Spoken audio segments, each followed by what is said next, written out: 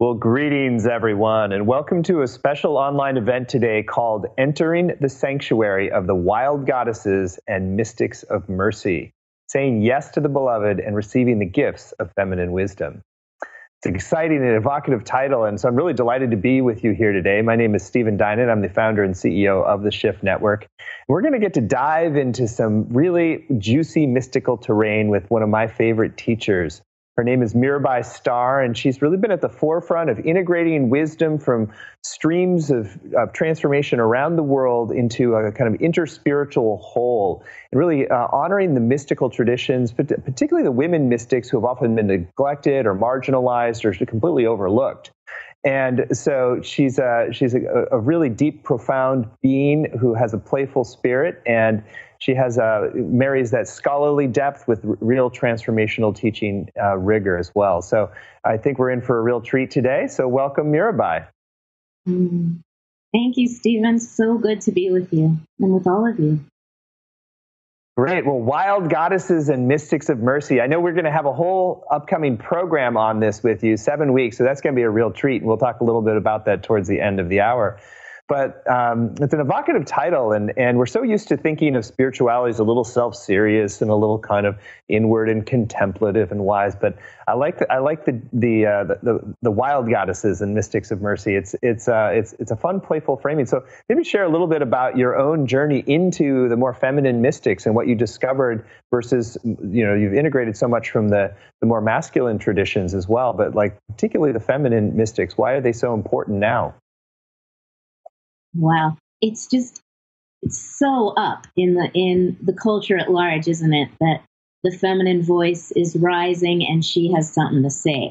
And as you mentioned, I've been exploring multiple spiritual traditions, just about all of them, the major ones for sure, for many, many years. And they are dominated by a kind of masculine paradigm, often having to do with perfection, like mean, unfair, idealized versions of what perfection is, and also transcendence, like transcending this relative world as being some kind of illusion, right? But the feminine mystics and goddesses as well, those wisdom beings that weren't necessarily people, have something vital to offer us about embodiment, about re-sacralizing life in this world, in community, among each other, in the kind of messy but glorious catastrophe and beauty of this world. So I've been digging deep to find their treasures, and I'm finding them, and I'd love to share them. Well, how has it shifted your own life to go on this journey of discovery of these wilder sides? Yeah, well, I think that I really bought into that masculine paradigm of transcendence and perfection for many years. And I'm not knocking it completely, by the way. There is great value in some of those teachings about detachment and about discernment and honing our spiritual skillfulness.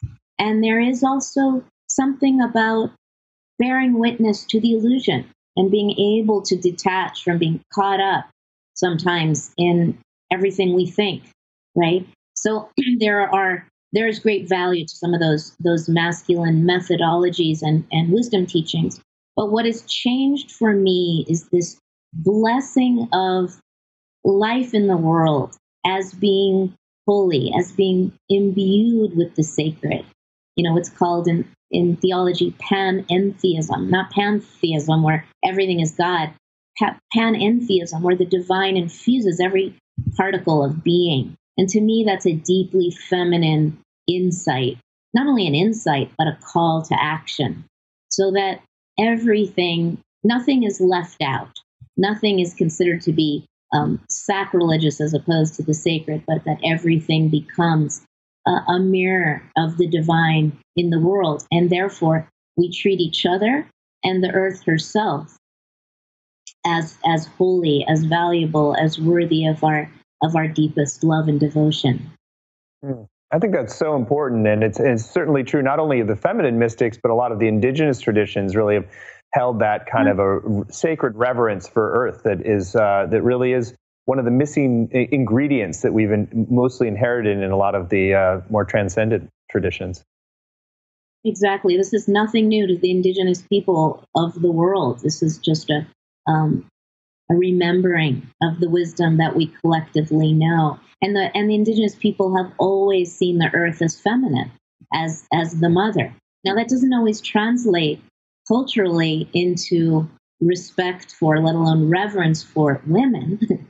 But so I think there's a bridge that needs to be built between these primordial spiritual insights and action in the world in terms of how we actually treat women and girls, and therefore a very clear connection with how we treat the earth.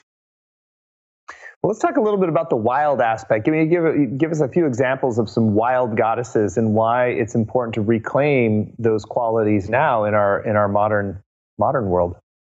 Yeah, well, the obvious one, of course, is Kali in the Hindu tradition. I know that the Shift Network has done a great job of shining some light on, so I'm not going to take too much time with Kali, but the main thing to remember about the Divine Mother in the Hindu tradition, who has many names, but the most beloved form is the goddess Kali, is that it's not like she looks like some beautiful, radiant, calm woman sitting in repose like a fashion model spiritual style. It's Kali is smoky and rough, and her eyes are blazing, and her breasts are bare, and her mouth is dripping with blood, and she has a skull of severed heads around her neck, and she's carrying a sword, and she is on fire with the desire to liberate her children, that is all of us, from the illusion of separation from the divine. That's the main illusion, right? That we are separate from each other and separate from our source, which is love. And so Kali is the most loving and most beloved of all the goddesses in the Hindu tradition. And there are Dakinis in the Tibetan tradition who are all about embodiment, but they're also, playful and mysterious, and they're really good at pulling the rug out from under our preconceived notions of what spirituality means. And I think that's what's up with these goddesses, and many of the women mystics that I've investigated who are truly subversive. They're really troublemakers, holy troublemakers. Is that they're shaking up the existing power structure and the paradigms that exist, and they're making fun of it, and they're shifting our spiritual landscape so that we can see new vistas and access new territory that is life-giving, that is wise, that is powerful and empowering. When you were speaking, I was thinking of the pink pussy hats at the Women's March, and this kind of subversive, playful, feminine, spiritual impulse that was like evident with those around the world with those hats. And I'd love for you to speak a little bit about the Western traditions, because I think we have generally in most of the kind of the Christianity and Judaism, and we've often focused more on a more subdued version of the feminine, but we have like deeper roots. There's some wilder goddesses if you dig deeper back in the Western traditions as well, right? Oh, for sure. I mean, the Shekhinah in Judaism, in mystical Judaism, which is not just in mystical Judaism, but that's where we find her when we start looking. But the Shekhinah is the indwelling feminine face of the divine. She's not like the consort of the dude God. She is God in feminine. She is God infusing everything. Now, I'm not always attracted to the G word, God. Sometimes I think growing up in an agnostic Jewish family, I developed a certain suspicion to God language, but we could translate that word for any other number of words: spirit, the sacred. But the Shekhinah is about the divine infusing all that is, all form. It's the formless breaking into an infinite number of forms and radiating from within all of our experience, from all of creation. And the thing about the Shekhinah is that she too is somewhat subversive. She shakes it up. In some ways, she is the spirit of the Sabbath, which is a quality of deep rest and sanctuary and refuge, mercy even. But on the other hand, she is about sexuality. She's about connection with nature. She's about change. She's about longing, deep spiritual yearning, and a sense of disconnectedness that, in and of itself, in crying out for connection, creates connection. So the mystical path is always about paradox. It's the longing that is in its very expression union with that which we long for, which can always be translated back again and again to love. Mm. Let's talk a little bit about the mercy side of the equation. So there's what's that? Well, then there's Mary Magdalene in the Christian tradition. Oh, well, there we go. I don't want to cut you off from Mary Magdalene. Well, I, along with, I'm sure, so many of you, am utterly fascinated with Mary Magdalene and always have been. And she also represents that wildness that you mentioned, Stephen, because she refused to play by the boys' rules. And as a result, she was exiled from the Christian story and is only beginning to be rediscovered and rescued and reintegrated as a vital missing piece of the Christian mythos or the Christian love story. And I don't just mean the love story between Jesus and Mary Magdalene, but the love story between our souls and the beloved and the divine, what's called the beloved in the Sufi tradition. But Mary Magdalene was, she didn't apologize for who she was or what she cared about. And what she cared about was being with the beloved. And so the beloved, of course, took the form of Jesus. And there's a lot of speculation about whether Jesus and Mary Magdalene were married. I think it seems highly likely that they were. But that, to me, is not nearly as interesting an issue or a question as Mary Magdalene's place at the table of the early band of Jesus and his followers.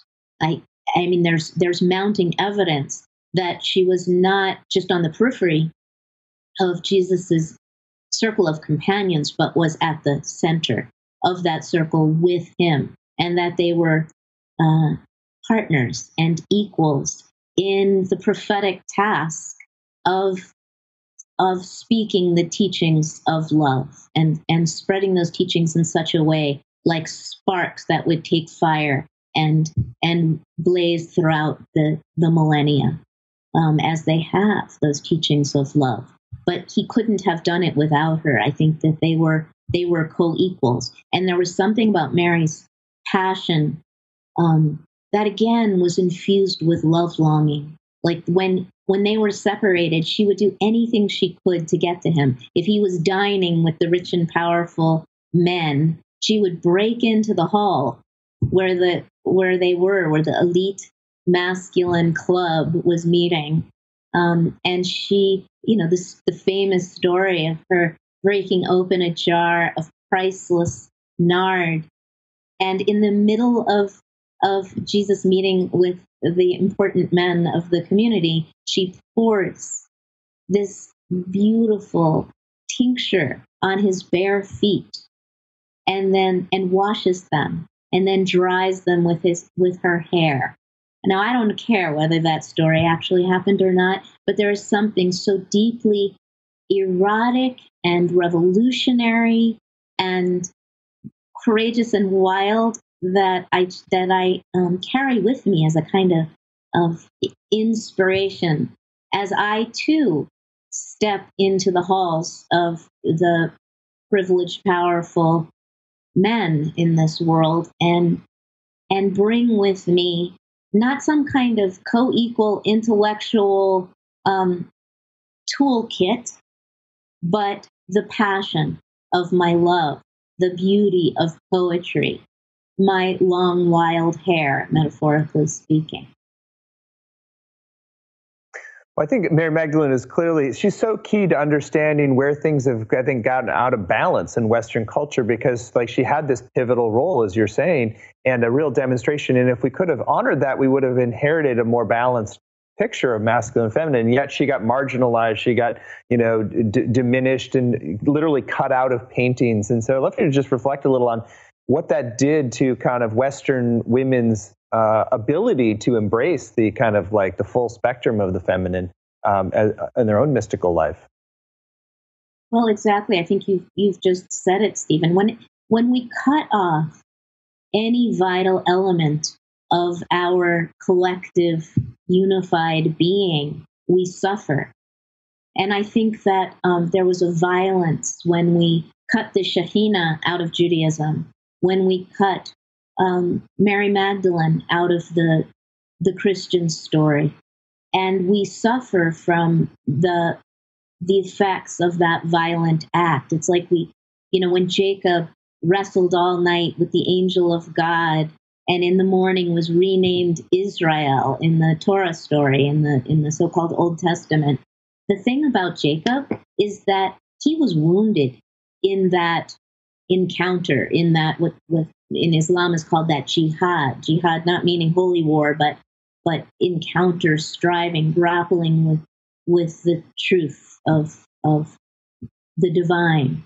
And we emerge from those struggles often carrying wounds, limping, if you will.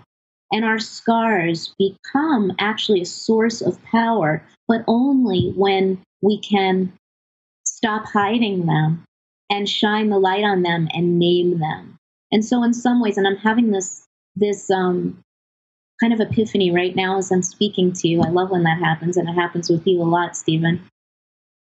That now I think if we can take a look at the wounds of disconnecting the feminine from the story of enlightenment or salvation that we find in both the Eastern and the Judeo-Christian traditions, enlightenment or liberation or awakening in the Eastern traditions, salvation in the Western traditions, if we can take a good naked look at where we have caused harm to our collective heart and soul, and honor those wounds, honor those scars, and make an effort to redress the harm that is done by including the feminine in such a way that may look to the dudes in charge like an imbalance in the opposite direction for a while. I think that healing can happen throughout the sphere of the human family that will impact not only our collective humanity, but the way in which we steward the earth, who is also deeply wounded and crying out. The way I feel about the earth is that she has taken care of us all along with great good humor, our sister Mother Earth, as St. Francis calls her. And now she's moaning. She's in pain. And it's our turn. I think we've matured enough. Like children, we don't just need the mother to take care of us and keep feeding us endlessly from her own breasts anymore. It's our turn to step up and tend our mother, who has been so loving to us. Well, that obviously connects directly to the theme of the mystics of mercy, and how the quality of mercy and deep, compassionate care for the world and for the downtrodden, for the people who have been abused or marginalized, that's really also at the heart of the feminine mystical impulse. And I'd love for you to share more about why that is, and talk about some of the goddesses and mystics that embody that. Yeah, I see two aspects of this mercy piece right now that are so important and so needed. One is that we need the qualities of mercy that we see reflected in mystics who are so tender and loving, like Julian of Norwich or Therese of Lisieux in the Christian tradition, and they exist throughout all of the great spiritual traditions, as well as goddesses like Kuan Yin and Tara We need to look to their teachings of mercy, or their example of mercy and compassion, and carry that into the world. Whereas you so beautifully say, those on the margins are suffering, and the earth herself is crying out. Also, though, I think right now we need to drink from that cup of mercy ourselves, because so many of us are feeling so broken and shattered even by the pain of the world. When we look at what's happening in the human family, when we look at what's happening in the climate, it's unbearably painful, to take a real, radical, authentic look at the truth of suffering around us. Not to mention in our own communities, our families, perhaps our own bodies.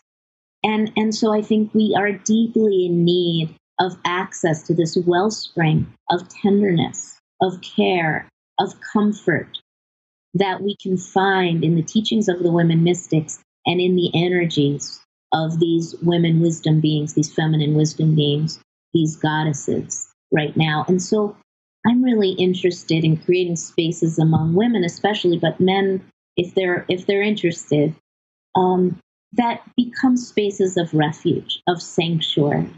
In the teachings of the Buddha on taking refuge in the three jewels of Buddhism, remember, are taking refuge in the Buddha, the Dharma, and the Sangha. That is taking refuge in the exemplars of walking a way of awakening and love. Taking refuge in the Dharma is drawing from all the wisdom teachings for me across the spiritual traditions, and for me especially right now, the wisdom of women, the wisdom teachings of women. But the third jewel of refuge in the Buddhist tradition, I feel is the most important, and I know that I'm in good company in saying so, and that is taking refuge in the Sangha. Sangha being the circle of spiritual companions who gather, either physically or virtually, around the world to make a space of refuge, make a space of sanctuary, have access, create access to the wisdom teachings for everybody. And so cultivating spiritual companionship right now, I think, is vital for us all. And doing that in a feminine way, that is a way that is relational, that is mutually empowering, that isn't about some powerful, privileged man or even woman taking that seat of the man, sitting up separate from the rest of us, dispensing their goodies, their spiritual goodies, and the rest of us passively taking it in. I think that's over. I mean, maybe I sound like a hypocrite because here I am teaching for the Shift Network and elsewhere around the world, actually, where I'm sitting in a certain seat, and I'm sharing certain teachings. But that's just me as one of many people in this vast circle of love, of feminine wisdom, who each have something to offer, and it's equal, and it's equally value and vital and needed. Beautiful.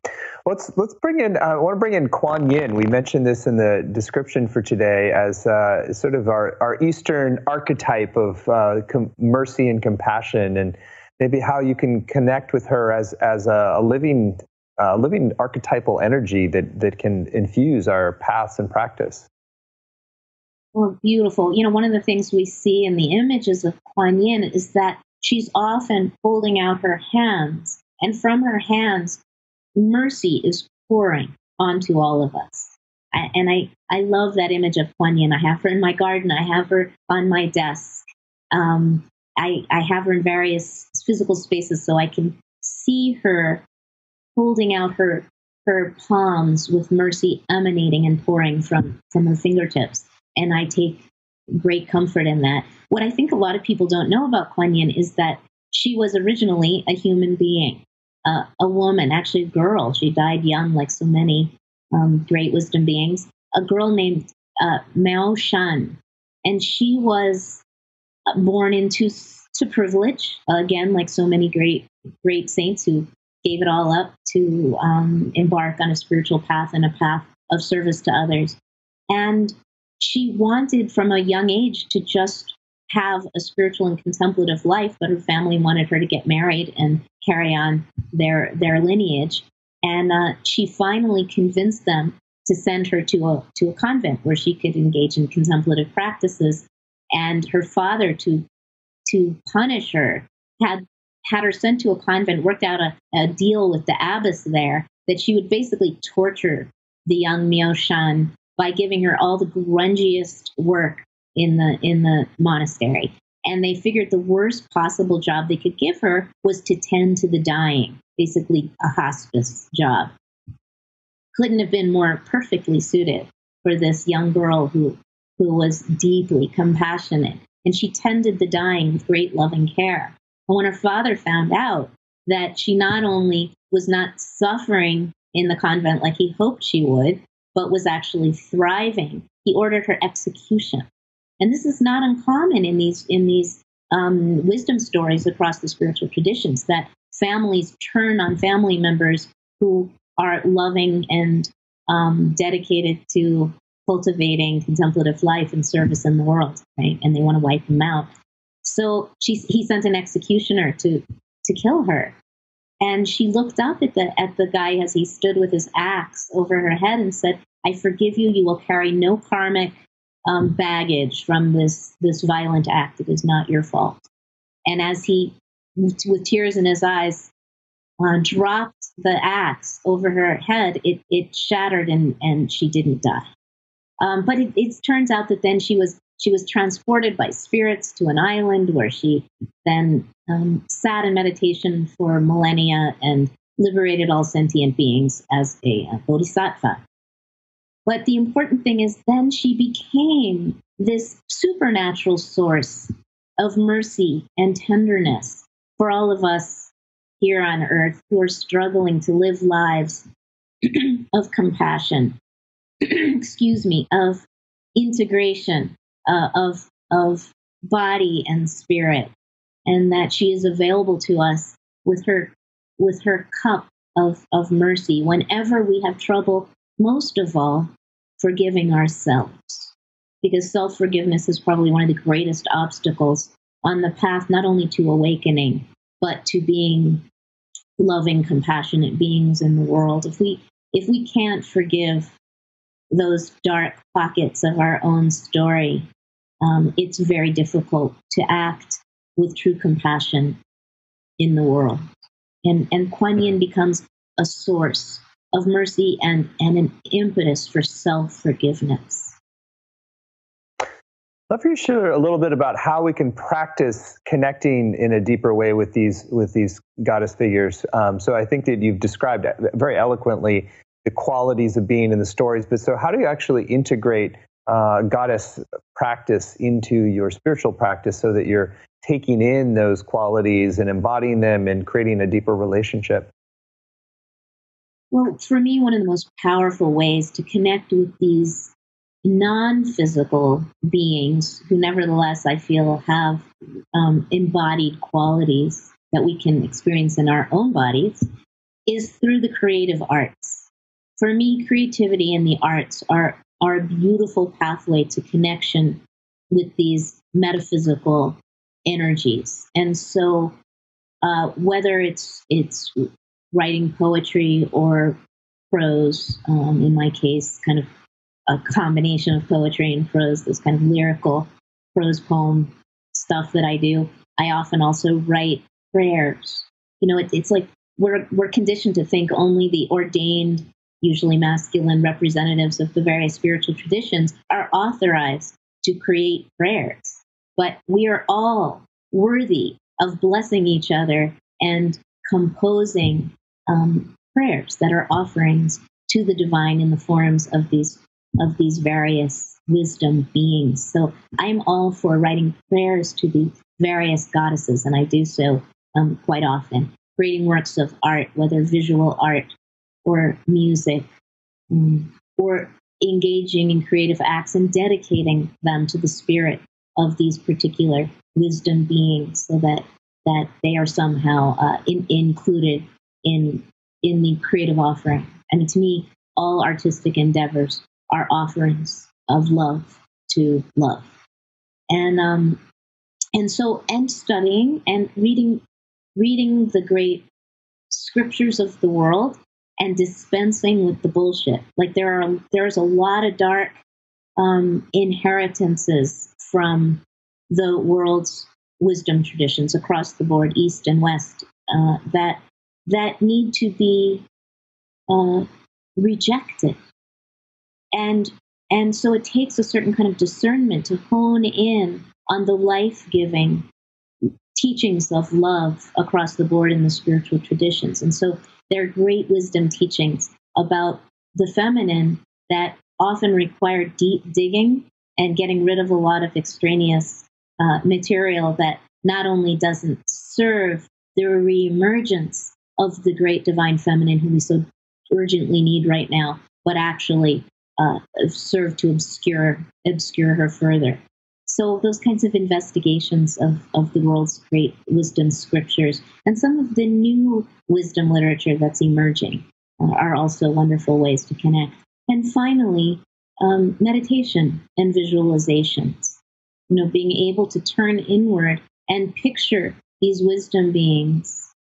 I like to do it in the heart cave, the Hridayam, the center of the chest. It helps to investigate them first and find images that you can connect with, and then visualize them in the center of the chest, and then feel those wisdom beings expanding to fill the heart cave and beyond, filling the outline of our own bodies, and then expanding, taking us along with them out to the farthest reaches of the universe. This is a visualization practice that Ram Dass taught me when I was a teenager, that I have used ever since in decades, many decades since then, of visualizing these wisdom beings, especially the feminine wisdom beings, inhabiting my own being, and then taking me with them and expanding through the cosmos, radiating, and then bringing that light back into the center of my own being, where it remains alive like a flame. Beautiful. How about, we haven't talked about Gaia yet. We've talked about Mary Magdalene and Kuan Yin, and Gaia as an actual, feminine embodiment of sort of a goddess figure, if you will, for all of us, that we depend completely on her. She's our mother, but actually you can relate as a spiritual practice in a deeper way to her, sort of an archetypal way. I'd love for you to share more about that. Yeah, in some ways, I think you said it, Stephen, that Gaia is the quintessential feminine wisdom being that is the mother of us all, the great mother, Mother Earth herself.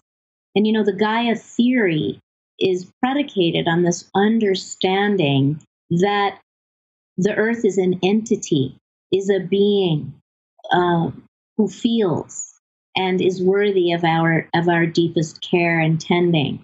And that if any one part of her body is impacted, it affects the whole. So it's the theory that or I don't even think it's a theory. I think it's a recognition of the truth of interconnection, of this web of interbeing, of which each of us is part. And it helps us see how vitally important it is to tend to all aspects, not only of the environment, of the earth, of the waters, of the air, but of each other, of our animal family, of our tree family, and of our human community, particularly those who are most marginalized and therefore most vulnerable to abuse and harm. And so Gaia is the great mother who is both as strong as she could possibly be, but also there is an element of vulnerability that it's time for us to mature and get a grip on and deal with. So that if her eye is infected, then we need to find the medicine that will heal her and tend her. If she's walking with a limp, we need to figure out why and see what we can do to cure the dis-ease of the mother, because she is us and we are her. So I love the image of Gaia as being the earth as a beloved being. Mm.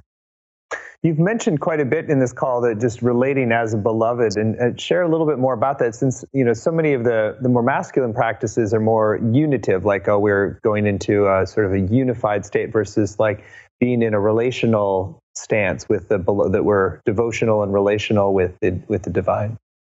Yeah, well, the whole non-dual teachings are very popular and very beautiful. Advaita Vedanta is an ancient yogic teaching of not two-ness, right? That separation is an illusion. And yet the practitioners and adherents or proponents of the non-dual teachings often end up creating this kind of dualistic, or ironically dualistic view that if we engage in a devotional relationship with reality, with our source, which is love, that is infused with longing, the longing of the soul for union with the divine, that we are deluded. That, in other words, the path of devotion is inferior to the path of non-dual understanding. But I think the feminine is all about the necessary interconnection between devotional practices and states of non-dual awareness. Because as we call out to the beloved, to ultimate reality in the form of love itself, and say, please, I yearn for you, I long to be one with you, O love, through chanting and devotional singing, through poetry, in all the many ways that the love longing so beautifully gets expressed in the human condition.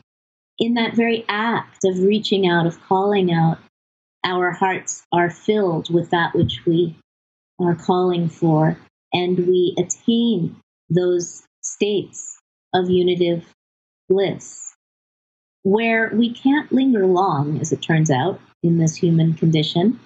We have these beautiful, blessed, often fleeting moments of unitive experience where lover and beloved become one, love. And then we necessarily separate out again, and then we have the desire to express the beauty of our tastes of union, those unitive moments, and express them once again in poetry, in song, and in all the other ways that we express that great love story. And so it's this dance of separation and connection. Neither one is either the problem or the solution. It's this beautiful dynamic flow that is what being incarnated is about. I mean, I think that the feminine teaches us that embodiment is not a problem to be solved, but the way in which the beloved expresses herself.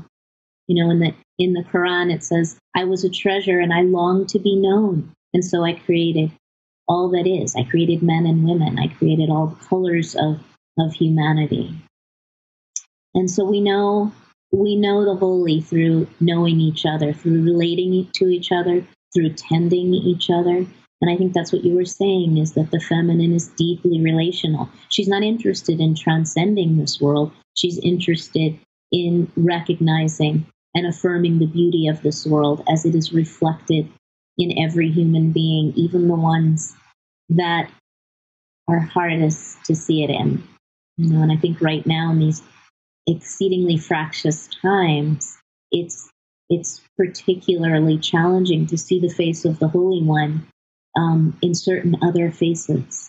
And yet it is more vital than ever that we begin from that place of looking through the eyes of love and seeing love, and from there tending the very real wounds of the world and activating. But we cannot activate skillfully, I feel, and I think many of you probably agree with me, until and unless we turn inward and cultivate that space of deep listening that is rooted in love, even when we're not feeling very loving. But that when our intention is to listen with love, we can so much more effectively be of service in the world. Hmm. Wow, it's just so poetically and intimately shared there. I love what you shared, Mirabai. It also made me think a little bit about something you brought up earlier and want to bring to the foreground, just around how the masculine paradigm has sort of had this intrinsic desire to perfect, that this sort of can be oppressive, and that the feminine is sort of this a deeper loving embrace of what is, and including the brokenness, including the woundedness, that we're not necessarily trying to fix things or perfect it. It's like just being fully present with what is right now. If you just explore that pivot in ourselves from this kind of which is endemic really in the whole human potential and spiritual movements, that we're always trying to, there's a lot of kind of fixing going on, and that can actually put us out of relationship with this deeper current. So beautifully said. I love hearing a guy articulate that so clearly. So thank you for that. Yeah, I mean, I think so many of us in this gathering here today, right now, in this space, have been victimized really by the violence of the whole self-perfection movement, this self-improvement project that I've been on since I was 12, probably. That has resulted in a great deal of self-abuse, I have to say, from anorexia in my 20s to still to this day beating the shit out of myself every time I feel like I have been unskillful in the world. And so that legacy is deep, and the challenge to counter that self-degrading talk with affirmation and love is vital, again, for us to be able to treat one another in a loving, respectful way. And so I'm working, hard every day with myself and with the people that hang out with me, mostly women, as it turns out, but not only, to release ourselves from the chains of that self-improvement project, to rescue ourselves and each other from the violence that we've inherited with these false and unrealistic notions of spiritual perfection, and re-bless the vulnerable, naked, often messy and awkward reality of being human beings. And so when we can bear witness to each other, and we can speak those truths to each other, and we can laugh about them, by the way, laugh at ourselves and not take each other so seriously, it really helps lift the curse of the perfection standards that have been imposed upon us by the patriarchy. Now, that is not to say that there isn't something worthy in striving. Again, that word jihad from Islam has the beautiful quality, like the Bhagavad Gita in the Hindu tradition, that the battlefield of our own souls, where a very important wrestling needs to happen to winnow the truth of love from the false messages that we often inherit.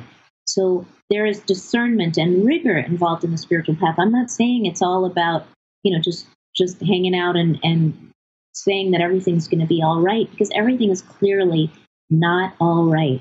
And we are needed not to be sloppy and mushy, but to be strong and robust, but also joyful and hopeful. There's a grimness often at the heart of the spiritual traditions. Well, not the heart, at the head of the spiritual traditions, that is so unhelpful right now.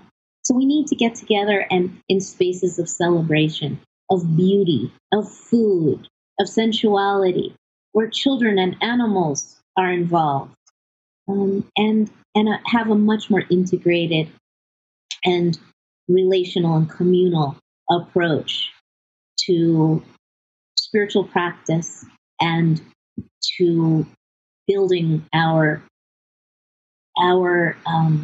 resources so that we can step up as resources in the world. Hmm. Well, I love what you're sharing. I think it is such an important rebalancing of our spiritual inheritance, because when you say patriarchy, it's something that actually has affected men deeply as well. That this imbalance creates damage for men, because then we're trained to deny parts of ourselves and cut off, and men often end up with high rates of suicide and high rates of other challenges and disease and death, and it's because there isn't that tender embrace of what is. There isn't that full embrace of the full spectrum of our humanity, that we're always having to try to deny what is to strive for something different, and that creates pain and suffering. So I think that this rebalancing and the reintegration of the feminine wisdom streams is so essential for really all of us. And so it's not just like a woman's project. It's really about the healing of humanity that this is required for. So beautifully said, Stephen. I agree a million percent. And, men like you, like my husband Gangaras, my brother, my friend Father Bill, who's a Catholic priest, so many men in my life are voluntarily abdicating basically their power and privilege and handing it over to women, not because they're being such nice guys, although you are, but because the men also are urgently in need and desperately thirsty for that balance of masculine and feminine power. And so for a while, it's going to take this intentional effort especially on the part of men in power, to voluntarily share it or hand it over, or even step out of the picture if necessary, and allow the feminine to take the stage for a while, to rebalance what is so terribly out of balance. And I see men everywhere, not only thirsting for the feminine in their own lives, but eager to share the space that they have been handed, and handed over so that the feminine voice can be heard and heal and re-empower us all. So thank you. Amen. Amen to voices. that. Beautifully shared. Well, I think this is now a good moment to transition to talk about your upcoming program, because our deepest commitment at Shift Network is not to just inspire with some beautiful insights, but really help people transform in a positive way, to fully embrace all of who we are, to awaken spiritually, to serve more deeply, to become our fully expressed selves. And I think that what you're offering is such important medicine, particularly for women, but also for men, that it is about this reintegration of a whole stream of wisdom from the goddesses to a lot of mystics. I mean, we didn't talk as much about it today, but Mirabai is a scholar, a deep scholar and practitioner who has understood the gifts of so many female mystics who have been neglected or unheard historically, and that by rediscovering them, we actually rediscover parts of ourselves. So we're very excited that there's a whole new program that's going deeper into this, that Mirabai has created for you and for the Shift Network. It's called The Wild Goddesses and Mystics of Mercy: Finding Refuge, Community, and Intimacy with the Beloved. So we're very excited by this program. It's going to be a 7-week program. It doesn't have any prerequisites. So if you're just a sincere seeker and and feeling the ring of truth in what's been shared today, and wanting to go deeper, to have the balm of these teachings and practices, and as Mirabai mentioned, the Sangha, the spiritual community, to go deeper and integrate this, then this is the program for you. You can find all the details at goddessesandmystics.com. Again, goddessesandmystics.com. And it's going to be a 7-week journey that is really about reclaiming your power and courage, the holiness of your vulnerability, the deep feminine knowingness, It's going to be very multimodal too. So there's teachings, there's poetry, there's silent sitting, there's chanting. That it's a practice centered course too. So it's not just ideas and theory. It's really about creating a place of communion and sanctuary together, and really tending and caring for each other. So Mirabai creates a very intimate, sweet, loving space in her programs, which is part of why students really love her. And it's also going to be a great environment for you to really work with places of pain and sorrow and suffering, since that is another area of Mirabai's specialty, that you can embrace it with that merciful, all compassionate embrace that we talked about earlier. So the course is going to be on Wednesdays at 5 Pacific time. And Mirabai, I'd love for you to share in your own words what you're going to be teaching, the kind of environment you're going to create, and how people can expect their lives will shift as a result. Well, thank you, Stephen. So we're going to be looking at many different women mystics and wisdom beings, goddesses, across the spiritual tradition. So each week there will be a different theme, like desert spirituality, going into those sort of dark, empty spaces. The women prophets, like Mary Magdalene, like Miriam in the Jewish tradition, the sister of Moses, and other kind of feminine prophetic figures. Mercy and compassion teachings, care for the earth, stewardship of the earth, creativity, sexuality, all of these different themes. So each week will be a different theme, and then we'll be weaving in stories of women mystics and goddesses that illumine those themes. I mean, one of the things I'm most interested in is women's stories. Like I'm just finishing a book right now called Wild Mercy, and I'm interviewing a lot of contemporary spiritual teachers, as well as writing about women mystics long gone and goddesses. And in each case, I'm asking these contemporary teachers for a vulnerable story to share, a place that takes them to the edge of what's comfortable for them, something deeply personal. Because what I'm interested in sharing with people is not, again, with these false ideas of perfection that serve nobody, in fact, can harm us. I'm interested in looking at our vulnerability, at our realness, and sharing that with each other so that we can inspire each other to be true to who we are and to walk with beauty in this world. And so we'll be looking at some of maybe the lesser known, more evocative stories of these beings as the weeks unfold. And as Stephen said, we're going to be doing some contemplative practices, and I'm going to be encouraging you to do some art projects. We'll be doing some writing together and sharing. But what happens for sure in these classes that I am so privileged to do with the Shift Network is community gets built before our eyes, and we take refuge there. And that in itself, in these times, is transformational, to have those spaces to go deep with each other. So Mirabai, I think that was beautifully described, and I think that it's really such a gift that you're offering to everybody who comes forward for this program.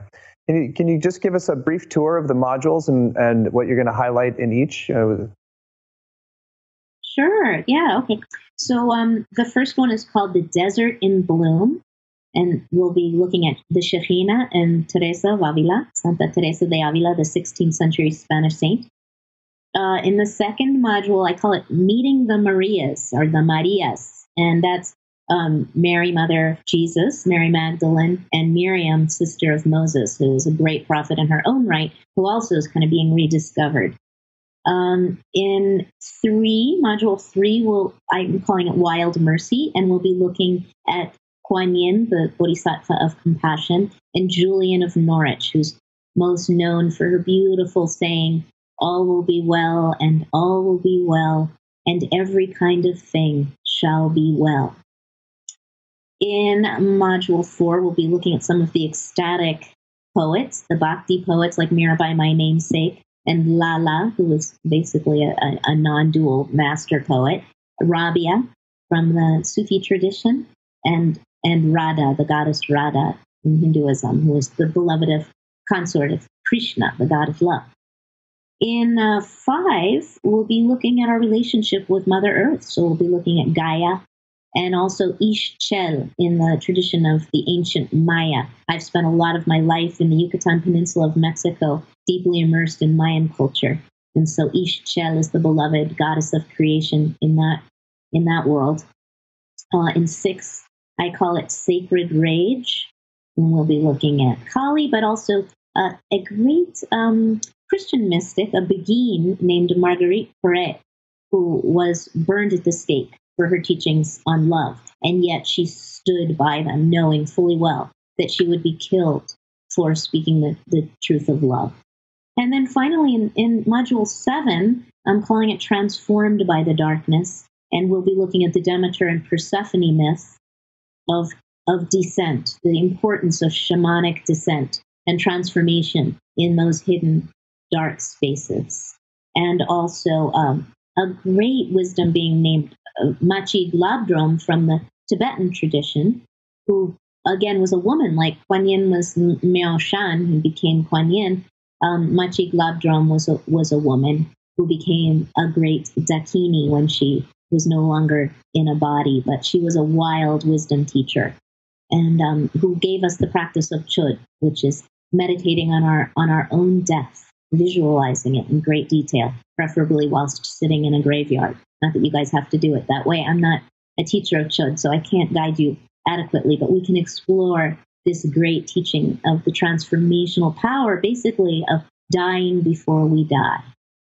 So this is not a course for people who just want light, fluffy hagiography. That's like those stories that glorify these beings in ways that we couldn't ever hope to emulate. This is going to be a deep and transformational journey into the center of our own beings, and I hope back into a place where we can infuse the world with more love and more compassion. Well, one of the things I love about what you're sharing is that it establishes a relationship with so many of these both historical figures and saints as well as goddesses that are often neglected. And so once that bridge of connection is built, then it becomes something that can suffuse us and support us and empower us indefinitely.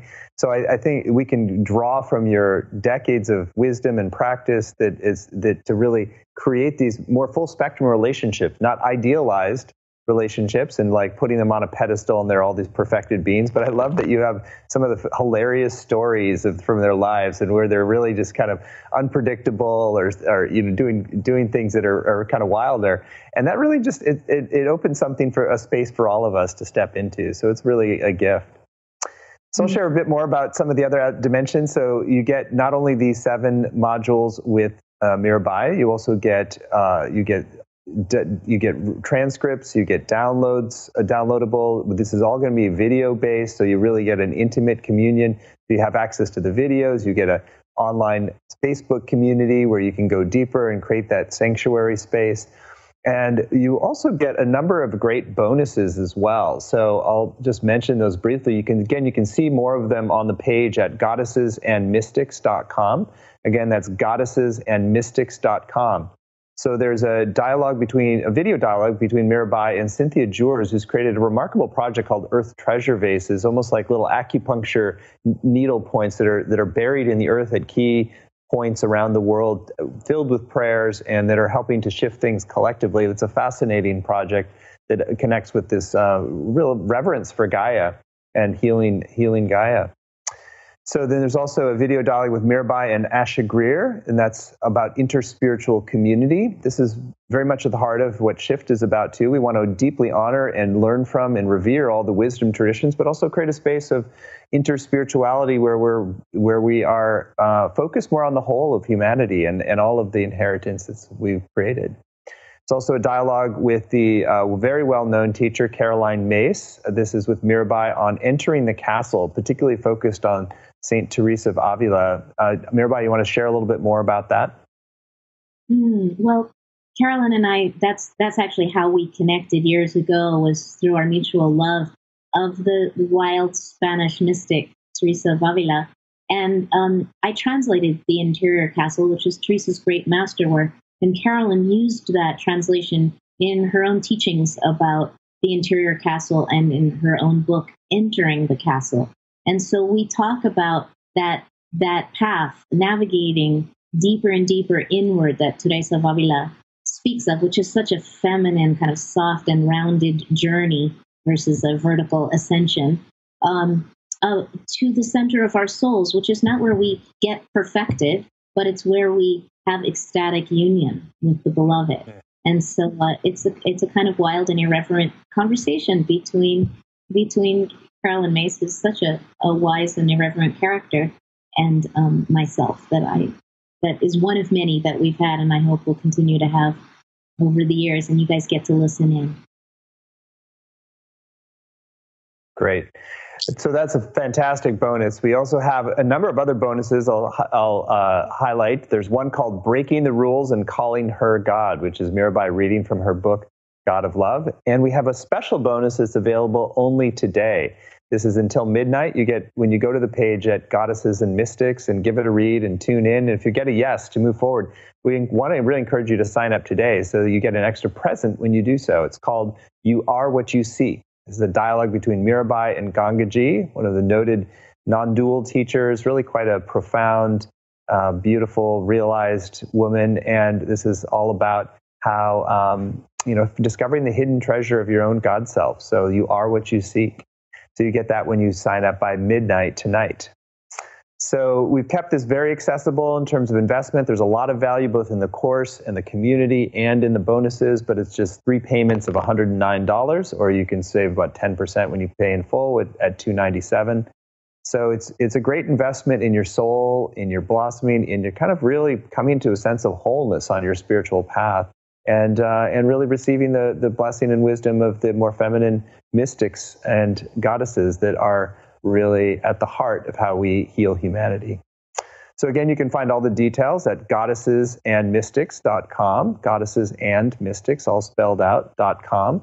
And it's going to start on May 9th and be on Wednesdays at 5 p.m. Pacific time. Wednesdays at 5 p.m. Pacific time. Even if you can't make that time live, you can still get the full value of the program from the downloads, the transcripts, and participating in the community as well. So May 9th, it begins, and when you sign up today, you get the bonus with the bonus with Gangaji. Yeah, with Gangaji. So Mirabai, what a beautiful hour. I've really enjoyed this. This is one of my favorite discussions we've had, and just really intimate and sweet. So thank you for this time. Anything that's still on your heart you want to share with folks who are considering joining you for the 7-week journey of the wild goddesses and mystics of mercy? Yeah, I think that I really want to emphasize that this is going to be a space of refuge, of sanctuary, of tender holding.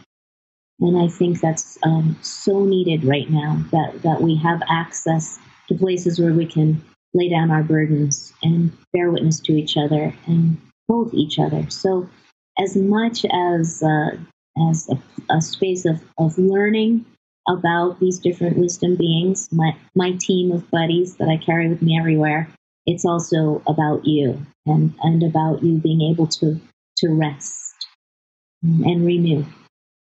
Mm. Well, what a beautiful gift you're offering. So thank you for the gift of this time. Thank you for just the tender wisdom that you embody in such a sweet way. So thank you for that blessing, and thank you for offering this program to all seekers who need this balm and want to really come home to this sanctuary space to reintegrate the feminine and really realize what a beautiful, wild, merciful path is possible that does embrace this world fully. It embraces all aspects of ourselves as well. So again, all those who are called, you can find the details at goddessesandmystics.com. I encourage you to give it a read, tune in, and if your soul's nudging you to go for it, because we guarantee your satisfaction and there's really no risk to going forward. So it's a beautiful gift to yourself. So again, you can sign up at goddessesandmystics.com, and you get the bonus with Mirabai and Gangaji when you sign up by midnight tonight. So thank you all, and thank you, Mirabai, for a beautiful hour together. Thank you. Blessings.